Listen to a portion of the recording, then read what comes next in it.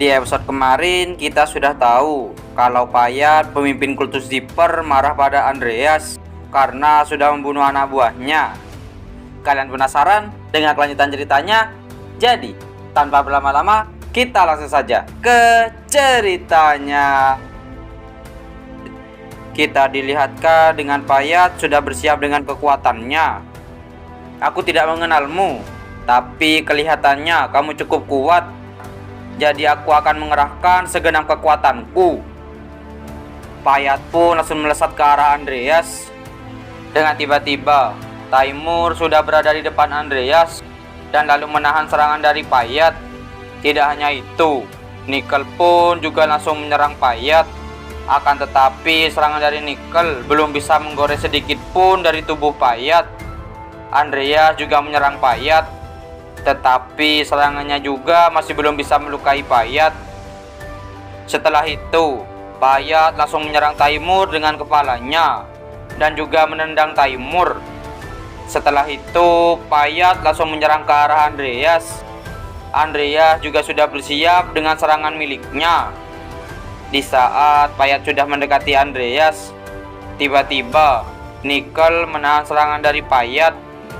Setelah ada kesempatan, Andreas langsung menyerang Payat. Serangan Andreas masih belum bisa menumbangkan Payat.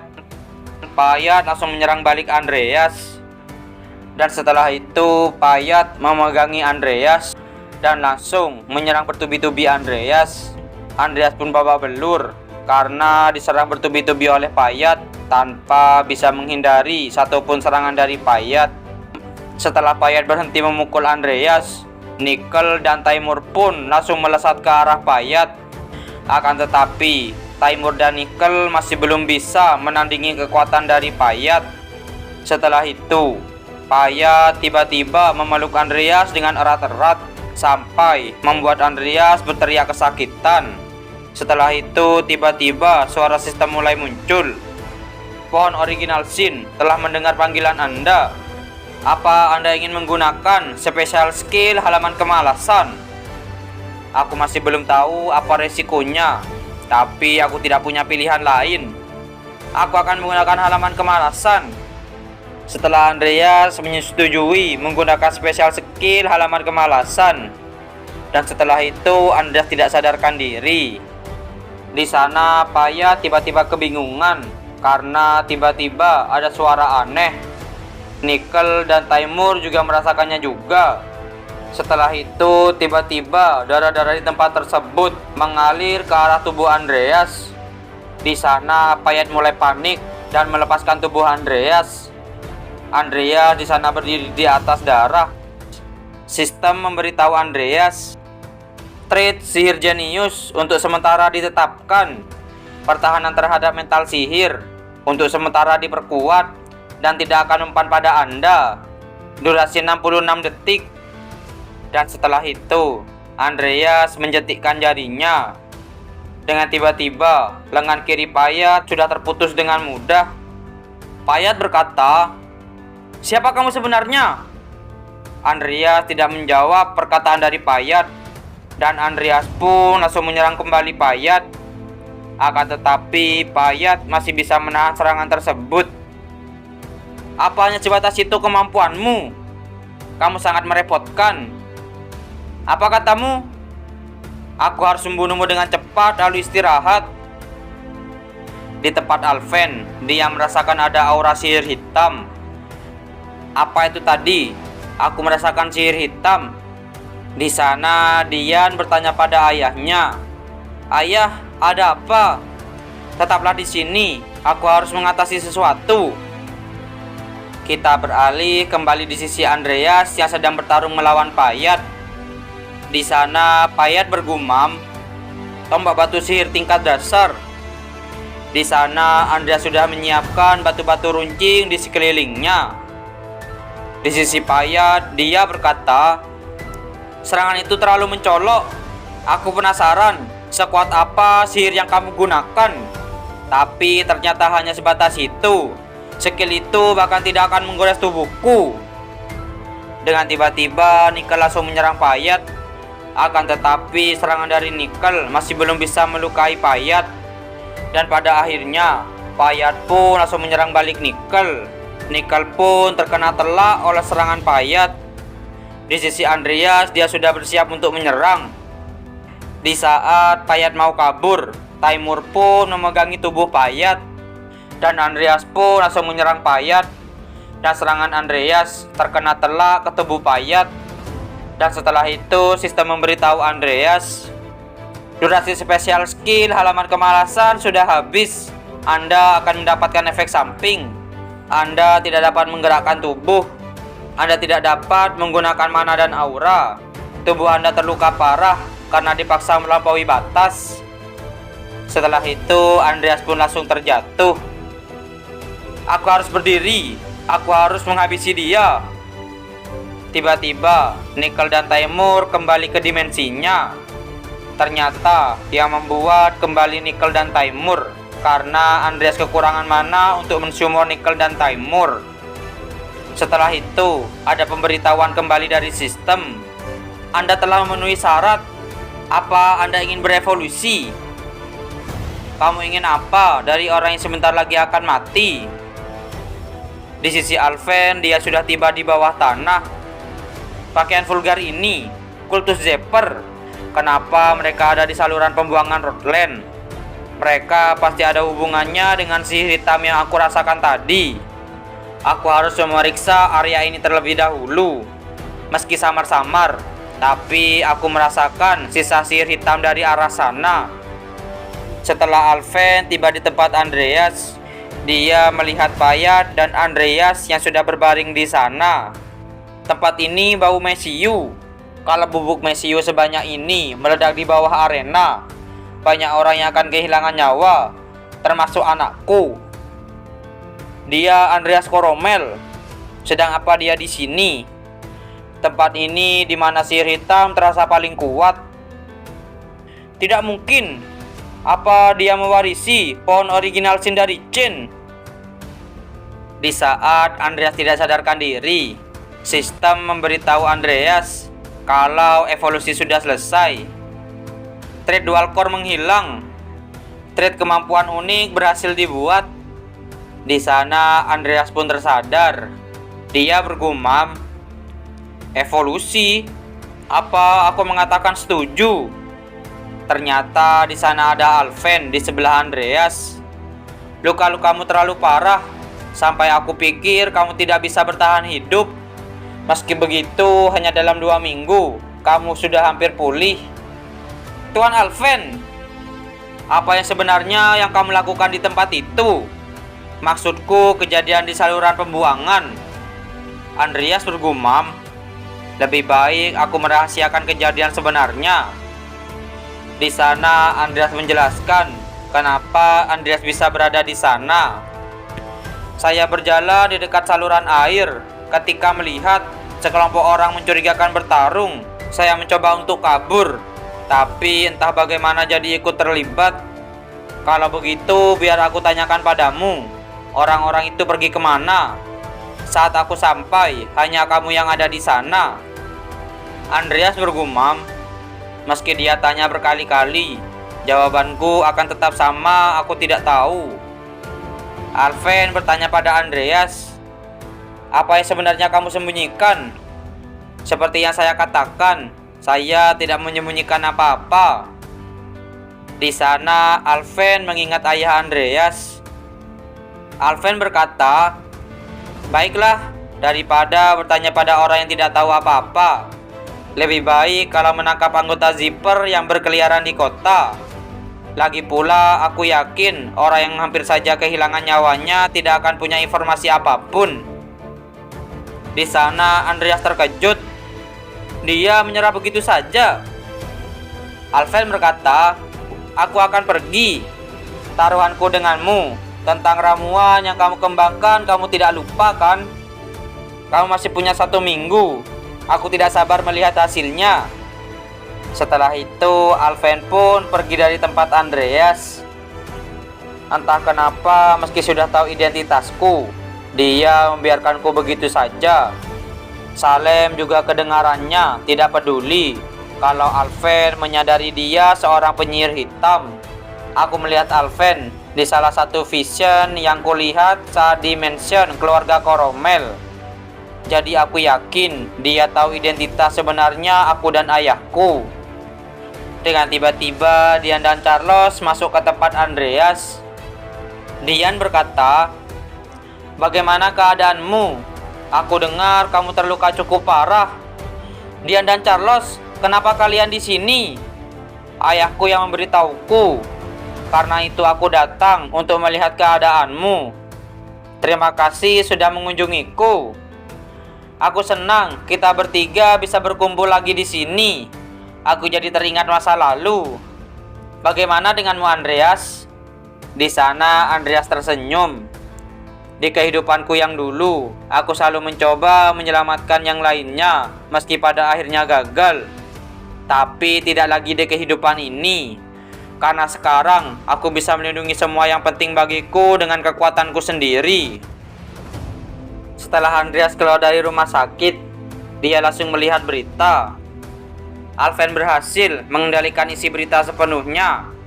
Tidak ada satupun berita tentang serangan teroris kultus Zipper. Pohon original sin di ruang bawah tanah juga tidak bersuara. Kelihatannya aku tidak perlu mengkhawatirkan masalah itu lagi. Dengan tiba-tiba ada seseorang yang berkata pada Andreas, "Kamu datang lebih awal dari waktu yang ditentukan." "Iya, Tuan Alven menunggumu."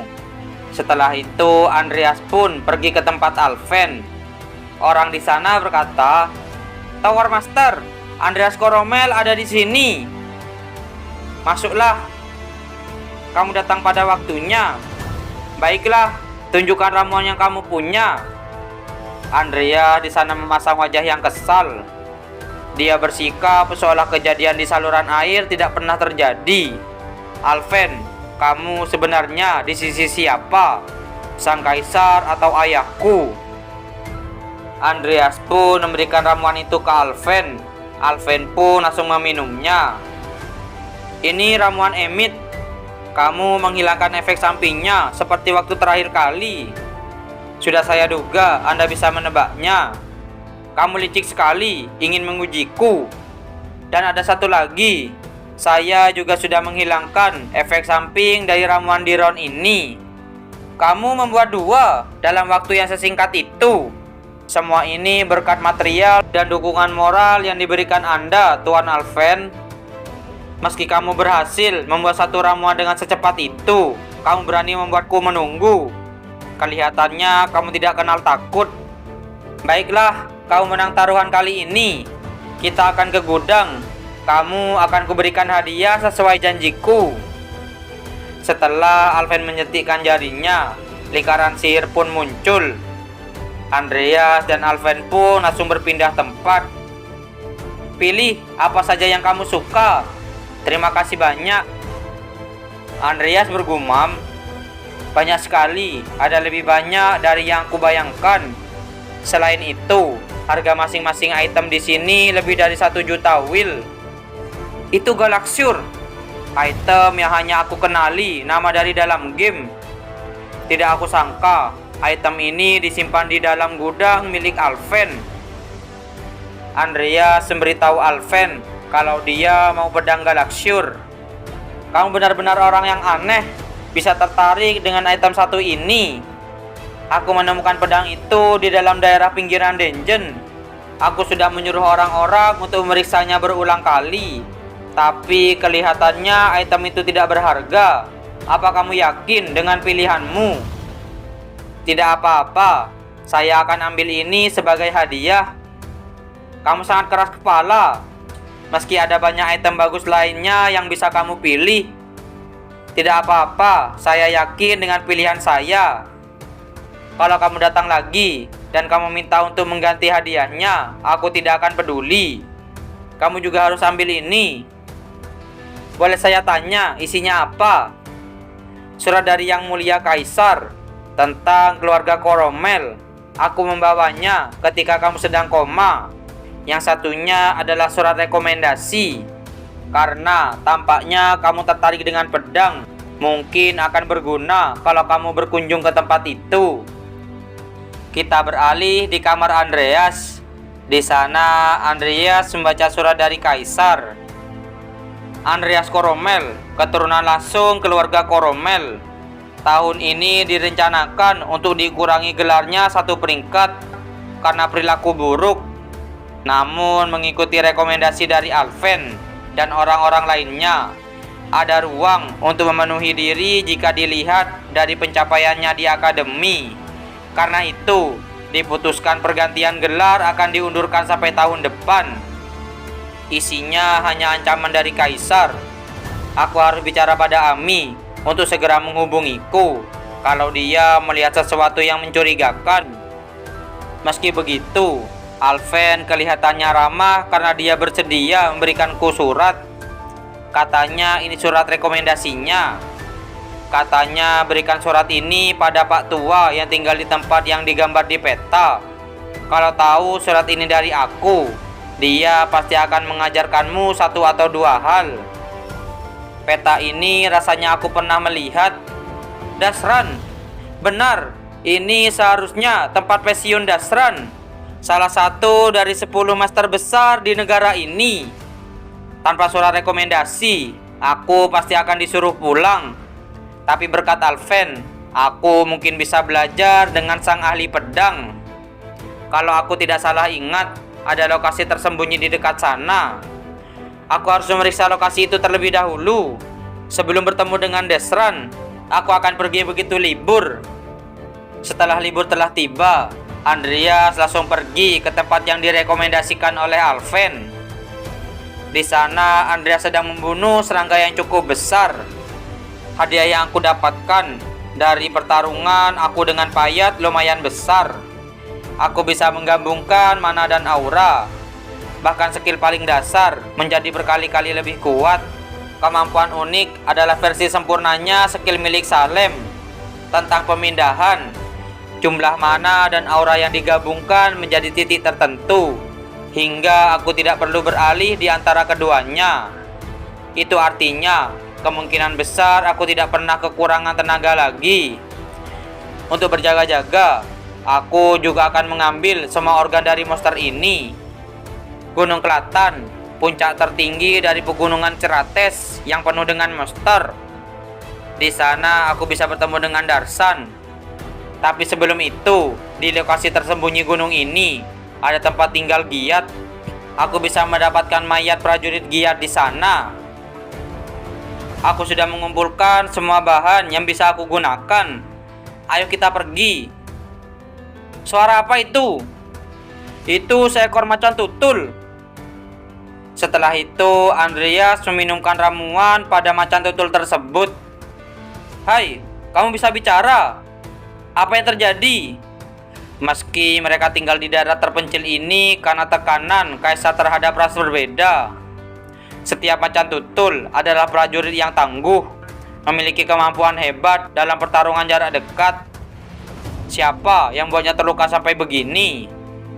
Dengan tiba-tiba, ada sebuah serangga yang ke arah Andreas, dan Andreas pun langsung menebas serangga tersebut. Monster serangga yang bisa terbang dengan kecepatan tinggi.